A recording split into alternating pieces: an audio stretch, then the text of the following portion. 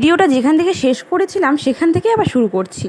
আমার একদিকে ভালোই হয় জানো তো, যখন বর থাকে তখন বরের জামাকাপড়গুলো বের করে রাখি, আর যখন বর থাকে না তখন এইভাবে আলমারিতে গুছিয়ে রাখি। আর পরে হয় কি, শুধু আমার জামাকাপড় গোছাতে হয়, বরেরটা একদম তো আলমারিতেই থাকে, তাই বের করা হয় না, গোছানো হয় না। তো সেই রকম দেখো, সব ধুয়ে টুয়ে সব জামাকাপড় কিন্তু ভাঁজ ভাঁজ করে রাখাই ছিল শোকেসের মধ্যে। তো আমি সেই জামাকাপড়গুলোকে খুঁজে খুঁজে বের করে রাখছিলাম, যে কোনগুলো আপাতত বাড়িতে এসেও পরতে পারবে সবসময়, আর যেগুলো ভালো সবসময় কোথাও যাবে তখন সেগুলো তো আলাদা আছেই। আর অনেক দিন থেকে না ঘরে ছিলাম, যার জন্য কিন্তু ঘরে বেডশিটটা মানে ছিলাম না, যার জন্য ঘরে বেডশিটটা চেঞ্জ করতে হতো। তাই এই বেডশিটে তো ঘুমানো যাবে না, তাই বেডশিটটা চেঞ্জ করে নিচ্ছিলাম। বলতে বলতে ভুলিয়ে গেছিলাম ইন্ট্রো দিতে। হ্যালো গাইস, কেমন আছো? আশা করছি সবাই ভালো আছো, আর আমি তো কিন্তু খুব ভালো আছি, কারণ তোমরা সবাই জেনে গেছো ফৌজিবাবু বাড়িতে আসছে। হ্যাঁ হ্যাঁ, এই দেখো রাতে কিন্তু বাড়িতে চলে এসেছি আমি, আর ও কিন্তু ভোরবেলাতেই পৌঁছে যাবে, 3:30 4টা নাগাদ কিন্তু ওর স্টেশনে নেমে যাবে। তারপরে গিয়ে কিন্তু ওকে নিয়ে আসা হবে, আমার ভাই আর আমার দেওর যে আছে, ওই 2 ভাই মিলে গিয়ে ফৌজিবাবুকে নিয়ে আসবে, তাই কোনো সমস্যা হয় না। আর ও যেখানে থাকে সেখান থেকে আমাদের বাড়ি আসতে অত একটা বেশি সময় লাগে না, তো তার জন্য ট্রেনগুলো এমনভাবে করা, প্রত্যেকবার বাড়িতে আসলে পরে ও কিন্তু ওই রাতের বেলা মানে ভোরবেলাতেই পৌঁছে যায়, হয় সন্ধ্যাবেলা গাড়িতে ওঠে বা দুপুরের বেলার দিকে ট্রেনে ওঠে। পরের দিন কিন্তু সন্ধ্যাবেলাতেই পরের দিন ভোরবেলাতেই কিন্তু পৌঁছে যায়। তার জন্য কিন্তু মনে হয় না যে মানে অনেক গাড়ি জার্নি হচ্ছে।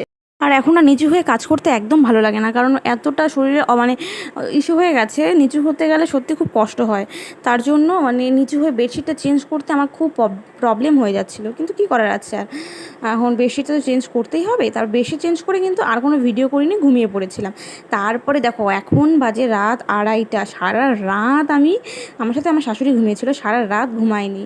এপাশ ওপাশ এপাশ ওপাশ, মনে হচ্ছে কখন 3:30 বাজবে, কখন 3:30 বাজবে, কখন। দেখো এখন কিন্তু আমি উঠে একটু ভিডিও করে নিচ্ছি, কারণ এখন ঘুম ভেঙে গেছিলো।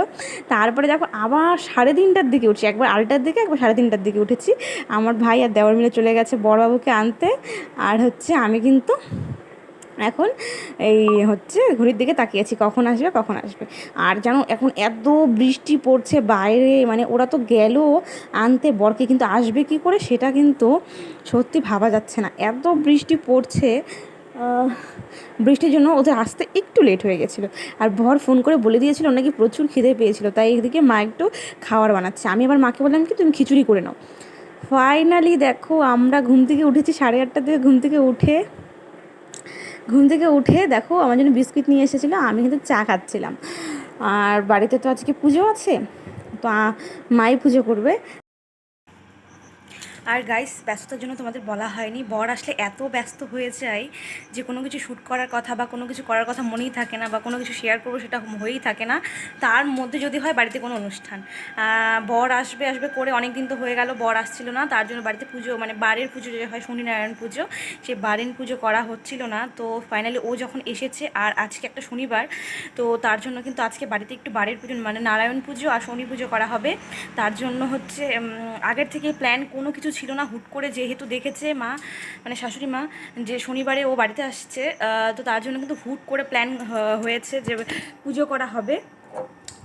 আর তার জন্য কিন্তু মানে পুরো তোড়জোড় লেগে গেছে, মা একা হাতেই সবটা করছে, আমি তো পুজো টুজো কিছু করবো না। আর আমার শরীরের অবস্থা মানে খারাপ বলতে কিছুদিন আগে নার্সিংহোমে ভর্তি ছিলাম, আর হচ্ছে তোমার হচ্ছে এখন এই সময় তো মানে পুজো টুজো না খেয়ে করাটা আমার কাছে ঠিক হবে না, যার জন্য কিন্তু আমি পুজোটা করছি না, মাই সবটা করছে। তো এখন বর গেছে বাজারে, আর আমি এখন সে ফাঁকে স্নান করে নিই, কারণ আমি কিছুই করিনি সকাল থেকে, যতটুকু হালকা পাতলা হেল্প করার করেছি, তাছাড়া কিচ্ছু করিনি।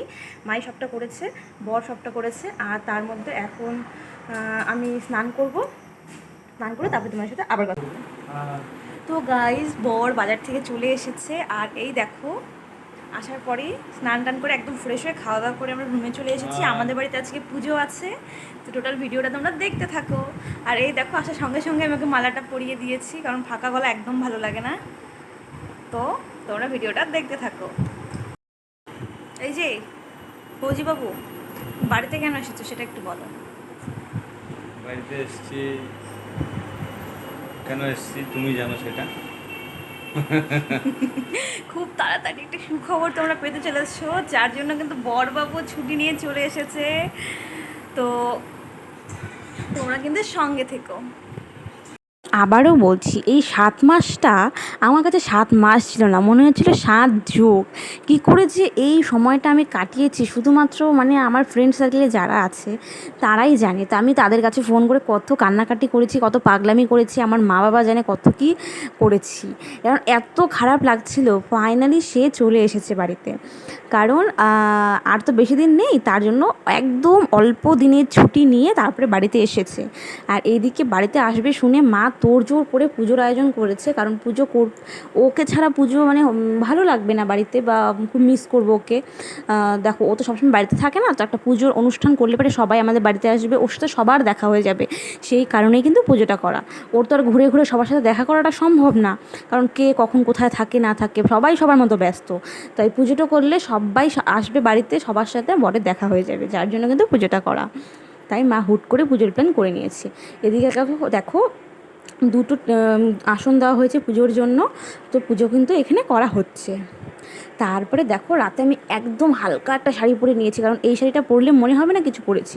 আর এই শাড়িটা আমাকে আমার মা মায়াপুর থেকে এনে দিয়েছিলো। এখানে দেখো, বাবা মা ভাই ওরা সবাই এসেছে, তো ওদের একটু মিষ্টি মুখ করাচ্ছি।